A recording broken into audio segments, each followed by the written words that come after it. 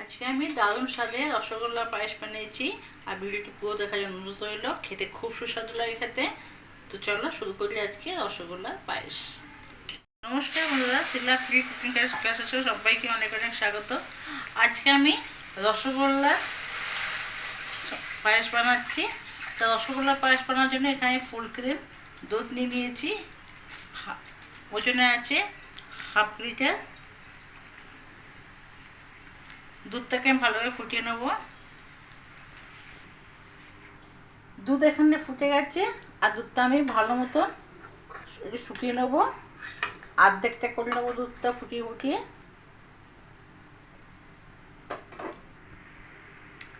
দুধ এখানে ফুটিয়ে ফুটিয়ে আমি অর্ধেকটা করে নিচ্ছি। এরপরেতে আমি 25 গ্রামের মতন দিয়ে দেবো গুঁড়ো দুধ। আমি এখানে আমুল স্প্রে নিয়েছি, তোমরা যে কোনো গুঁড়ো দুধ এখানে দিতে পারো।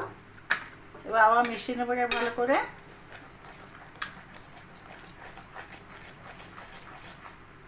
দুধটা ভালো মতো ঘন হয়ে যাওয়ার পরে এর মধ্যে আমি এবার দিয়ে দেবো 8-10টা কাজু বাদাম,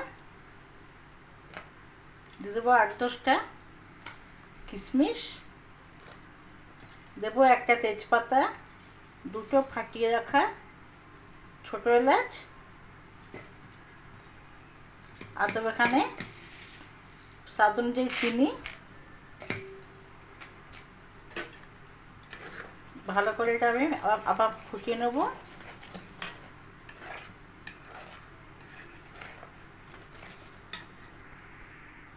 ভালো করে ফুটে গেলে বেশ ঘন হয়ে গেছে দুধটা।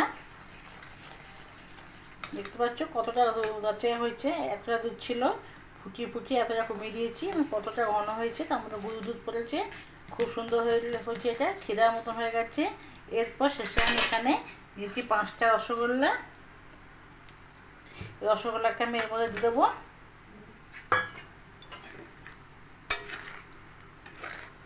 এটা একটু ফুটিয়ে নেবো এবার, আর 5 মিনিট ফুটিয়ে নেবো।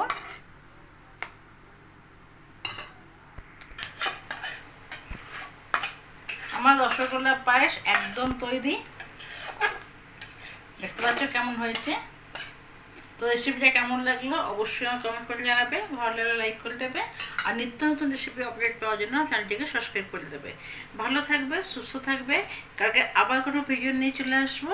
ধন্যবাদ।